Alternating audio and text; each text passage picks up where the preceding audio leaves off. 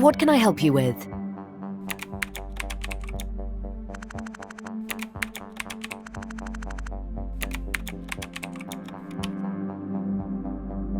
Here's what I've found.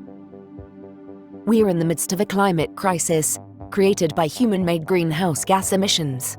Scientists across the world are in agreement that in order to avoid irreparable damage to human society and the planet, we need to keep global temperatures to within 1.5 degrees Celsius of pre-industrial levels of warming. Every industry and country across the planet needs to reduce their greenhouse gas emissions to meet climate targets. Digital technology is essential to achieving that by driving efficiencies, innovating, and factoring sustainability into their operations.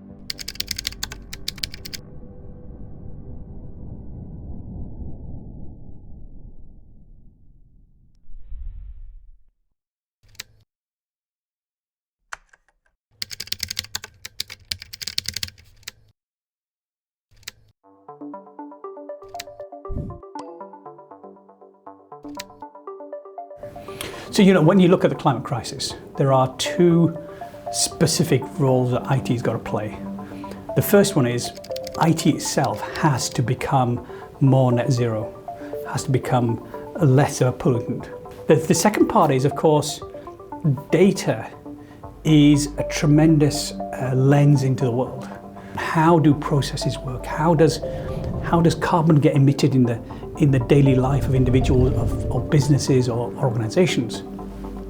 How does that data help us transform those processes using digitization, automation, advanced IoT techniques, advanced communications to be able to reduce the carbon footprint of daily life?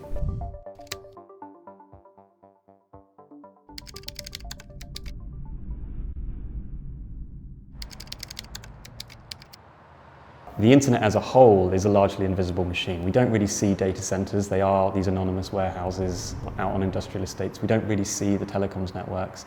And even the devices we use, we don't really think that much about the energy that they're using. There's not an exhaust pipe on your smartphone.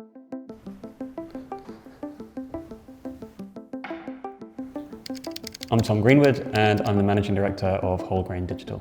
Each action that you do when you're interacting with any digital technology has a very, very small energy and carbon impact, but together we're all using things, trillions of interactions a day. So for example, an average website produces about 0.5 gram of CO2 every time you're loading a new page. The International Energy Agency estimated that typical kind of video streaming produces about 40 grams per hour of CO2. The biggest chunk of internet energy usage is actually end-user devices, so that's smartphones, computers, smart TVs, everything that we actually directly use ourselves connected to the internet, and that's around 50% of the total energy consumption. When the internet was relatively young in the 90s, websites were obviously very basic, but they were actually very, very efficient because the internet was slow, storage and computation was expensive. So people did things in a very lean way. And gradually over time, as computers have become more powerful, data has become cheaper and networks have become faster, there's less of an incentive for us to actually work efficiently.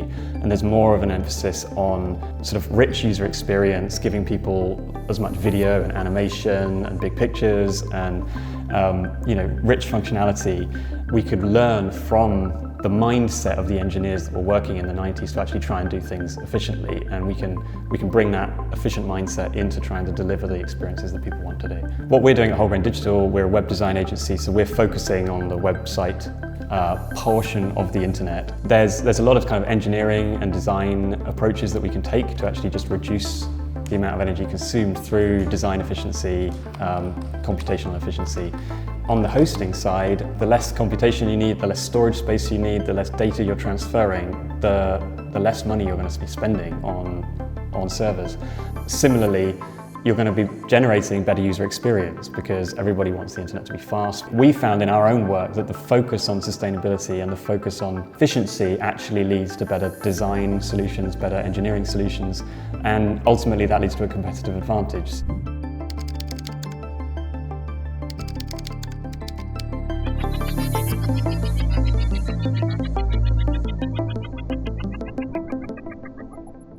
There are several key areas that are really important as you look to become a more sustainable and responsible business. First of all, it's really just important to understand that essentially it's really about doing business differently end to end. And so really making sure that you step back and think about how this shows up tied to your strategy, in your company plans, and your culture, end to end through the company. This touches processes, people, technology, and more.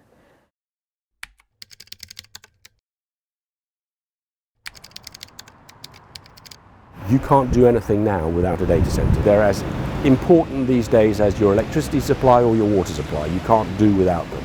But they need to be built with sustainability in mind because they do use an awful lot of electricity. So here we are at Cody Park, one of our data center campuses.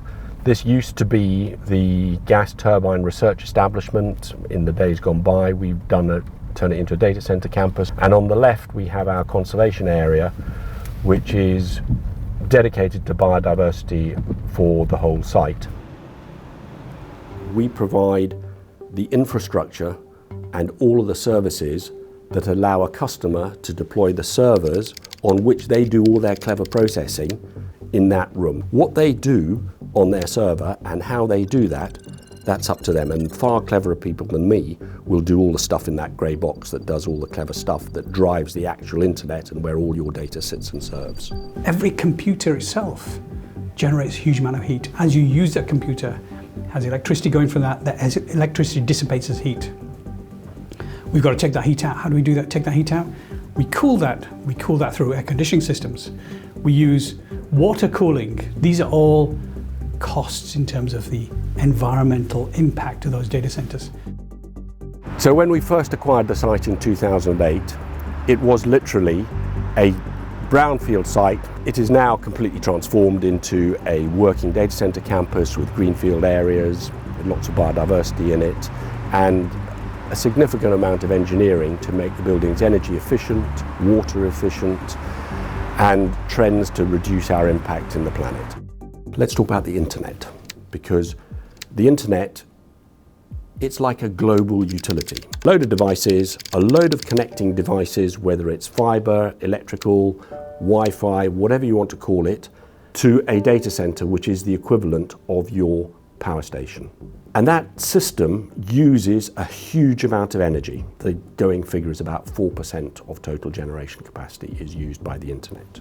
And only 25% is actually consumed by the data center itself. When we started at ARC, we really focused on the energy side of things because energy efficiency was where we were going to make our unique selling point. We started with direct fresh air cooling systems basically deployed en masse because that was a way of reducing the energy load on the data center, where more than 50% of the energy consumed was for the cooling system, to where we are now, where about 6%. Direct fresh air uses a lot of water. So what we did was we put in rainwater harvesting systems.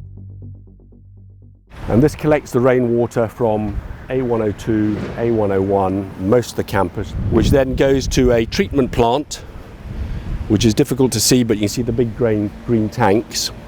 And that treatment plant takes the rainwater, it filters it, puts it through a UV process, and then depending on the salt content of the water, it can either go straight into our evaporative coolers, or it will go through an RO plant to basically get the salts out. Having described where the power consumption really is, if we really want to make a big change in how much energy is used by the internet, it's really down to consumer behavior.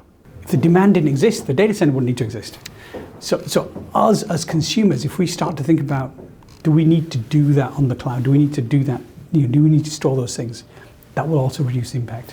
What we now need is actually the public to understand, and government to understand, and big businesses to understand what can they do to reduce their impacts on the data that they are using, to be able to manage that in a much more efficient way, recognizing the impact that they are having on the planet by just letting things go.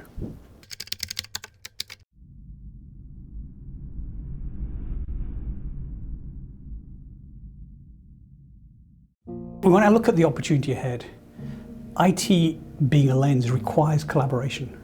We need partnership with all industries. It doesn't matter which industry you look at, unless there is a partnership, we can't get access to that data. And then with the access to that data, we can give them the insights on the interventions that they can drive to help enable their own net zero journey. You just look at the healthcare industry, for example. You go into the hospital and you know the amount of things that frustrate you as a patient. IT can help improve all of that. The opportunity for digitizing and creating a much more efficient and less polluting health service is absolutely there.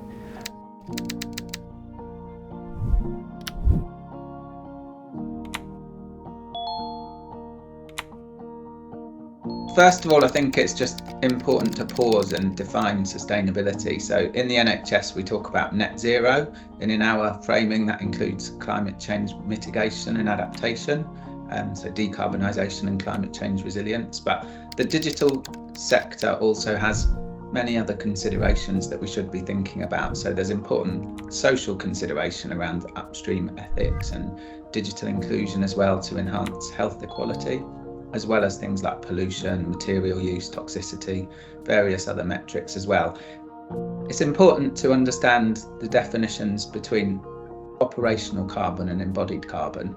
So operational carbon would be carbon associated with electricity or heating or any of the services which we require to actually run a system. So that maybe is travel and stuff like that as well. Embodied carbon is the carbon that is used to create that product in the first place. It's undoubtedly complicated, and I think the most effective approach is to create some pilot areas of progress, to focus on some tangible small wins initially and roll out from there. And for a great example, you should chat to my colleague Kate. The Greener NHS teams came about because the NHS was the first National Health Service to make a pledge to go net zero, in real recognition that the climate emergency is absolutely a health emergency as well. The NHS contributes about 4 to 5% of the UK's carbon emissions, and healthcare in general accounts for about 5% globally. Because we've had COVID to deal with and the backlog that's come as a result, we're really trying to explore different models of care. And also, it's not just about sort of carbon from the acute hospitals, although that's a real hotspot for us. It's also about trying to make sort of care get closer to home so it's more convenient for people. We want to start giving people the option, and we want to start being able to treat more people more effectively, more efficiently. And data is a real opportunity to do that well. And finding out exactly where it's most required, using data and visualization, and exactly what kind of demographic area we're caring for. Let me just see if I can share my screen. Yes. So here we go. So this is the South East Greener NHS Geospatial Hub. We've done this in connection with NHS South Central and West. Their geospatial team have set this up for us and done some amazing work capturing the demographic data to help us decide on future plannings, which will help us ultimately to reduce carbon. So you can see on here a map of the South East, and the bigger the circle, the bigger the site. There's lots of layers on it. We can add, for example, an index of multiple deprivation. So the darker the area, the most deprived it is in the southeast. So we're really seeing some sort of hotspots, particularly around the coastal areas and a little bit around the sort of Kent and Sussex border. And we can also see that there's some gaps in certain areas about where the community diagnostic centres are. So it really gives us a good indicator of where the new site should be, and with that it will reduce the miles travelled. So there's the link again between health inequalities and sustainability, and I think that working as a national health service to try and improve health outcomes for people via sustainability is going to have to be the way forward. It's really crucial to understand that somewhere in the region of 80 to 90% of life cycle carbon in end user devices like laptops or phones is tied up in manufacturing. If we can work out how to get multiple usage lifetimes out of these bits of kit, then we start to create a step reduction in the carbon associated with our tech stack, and that's probably the biggest single carbon reduction lever that we've got in the hardware space at the moment.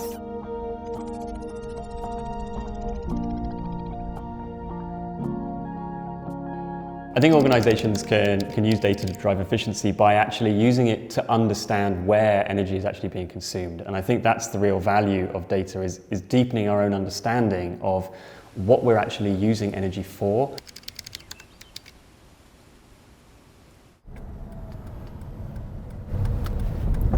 So here we are, welcome to Indra HQ. So this is our main manufacturing facility. This is where we produce the Smart Pro product.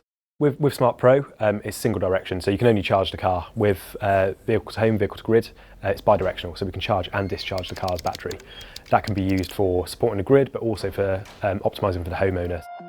We look at electric cars as a battery on wheels, so you've got to look at that as a big opportunity. You're putting all of the manufacturing processes that aren't 100% clean into building a battery that's going to sit 95% of its life idle on someone's driveway or in a work car park or a supermarket car park. Why not use that while it's idle? V2X is going to be the future of the energy system, certainly domestically. We look at the history of that technology. You've got Fukushima in Japan, and they started to use it for Nissan Leafs, for doctors visiting people where they didn't have power available because of the disaster. That technology, typically a single car and a single appliance, was how that worked. We've taken that into what we called vehicle to grid, which was basically you tie it to the grid. It's integrated with the grid, a bit like a solar inverter would be. More recently, we've moved that from vehicle to grid towards vehicle to home, and that's where we're optimising for the homeowner. So we start to look at things like solar panels on the customer's home, charging up the battery from those solar panels, and then discharging back into the grid or into the home when there's demand there. So this is the V2G that's going to be installed, and this is our test junction box. So I'll plug the V2G into this. This has got a calibrated meter in it, and I'll run a few scripts on it, get this calibrated and ready for the customer. So when I started 3 years ago, I guess this was in the early stages of its software. It's now at a much more advanced pace. The V2G is now connected to the car and it's currently discharging. You can see here is the battery state, and these status LEDs are moving away from the battery, indicating the car is being discharged and power is going to the grid rather than coming from the grid. We're looking at the future. So what I do here can be quite varied.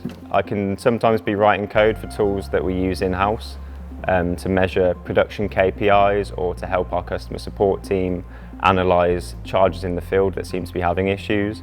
Today I was helping calibrate a V2X charger. This means that it's going to be as accurate as it possibly can be. I then updated it to the latest firmware and put a schedule on it. This schedule was used to make sure the charger is charging the car not during peak times and only when energy is at its cheapest. This is one of the V2G that was prepared for us yesterday. We have a preconceived conception in our heads from science at school that electricity flows one way only. So it flows from positive to negative. Well, it does, but positive and negative can move. You know, so if energy is passing that way down a cable normally, it can still pass the other way and it can still go back out onto the grid, which is something we take advantage of. So the internet's how the customer gets their control over it. It's how we can see, or they can see, what it's doing, and also how we can update the charger remotely. I was saying to the customer a second ago, we've set up the tariff on this charger, or the closest tariff we've got to what he's got, but it seems to be quite a new tariff. So we can now go away, set the software team on it, and they'll make changes and just update his charger without us ever having to come out again. So it's all allows us to do everything remotely, which is good. V2H certainly is going to be part of the future.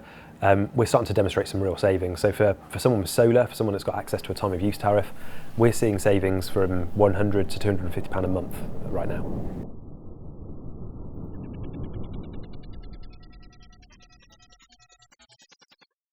If I look at the whole electronic waste, how do we stop that just going to landfill? How do we harvest that and recycle that? Think about the mobile phone, think about the tablets, think about all the tech that we have. Stop making that disposable. Make it something that can be continually upgraded and refined and have the latest capability. More and more of that can now be done through software.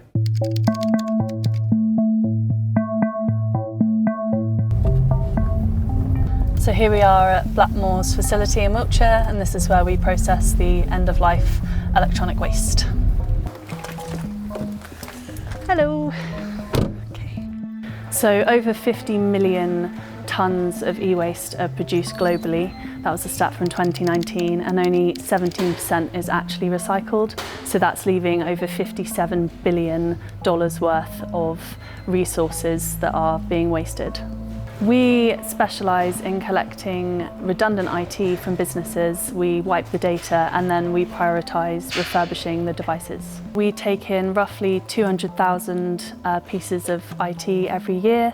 From that, we are currently refurbishing around 47%, which is 91,000 devices. The last resort should always be that the material go for mechanical separation. If we can take equipment off the board which has a repurposable use, then that saves that material having to go through the energy intensive processes of material recovery and then be remanufactured. You know, I like to think that improving the reuse of this equipment and giving it a second life not only increases the lifespan of that particular product, but it also prevents the need to manufacture and import and all the associated carbon footprint of moving that new products into the market. The type of material that we process at Blackmore has changed significantly over the time that I've been here, notably moving towards miniaturization and portability. Many mainstream tablet computing devices these days feature one board, and any fault on that board or any connection on the board renders the whole thing irreparable, essentially. So one of the problems we frequently come upon for some of the portable computing equipment are cloud locks. If the original owner of the product haven't removed their cloud lock from the device, there's really nothing we can do to resolve that. A perfectly serviceable iPad ready to go to a new end user may end up shredded as a result of the cloud lock being on the device, yeah.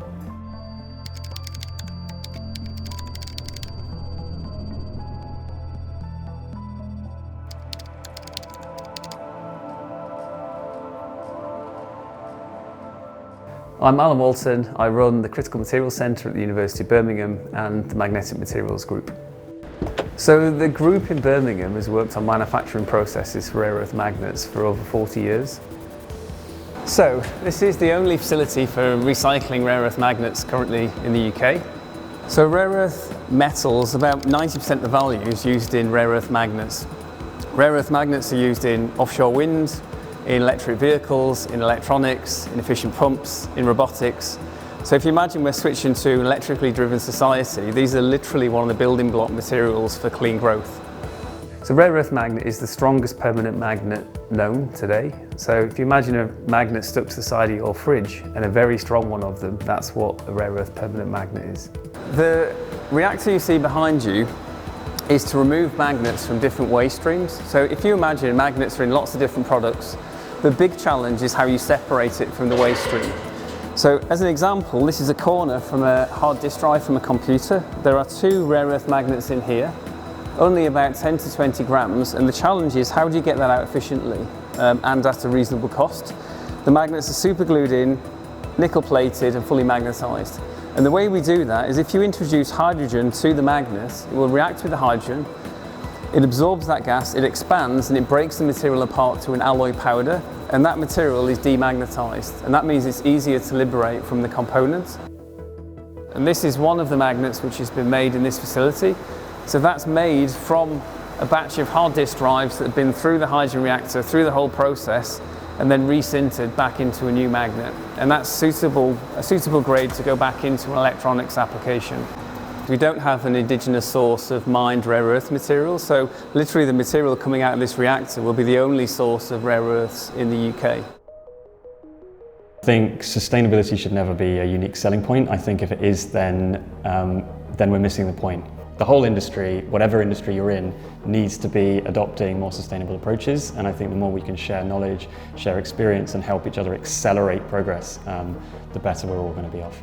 There is no question that there is a lot to do in short order, and this is hard. But businesses are in the unique position to lead here and lead globally. This is a fantastic time for the IT industry. What I often say is IT is going from being a teenager to an adult.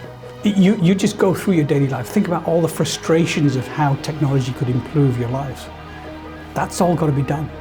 IT engineers are going to go build that in the coming years. How do we make those relevant for society, make them much more sustainable? How do we make them create those magical experiences that makes life worthwhile? That's what we're about to do. That's a tremendously exciting time.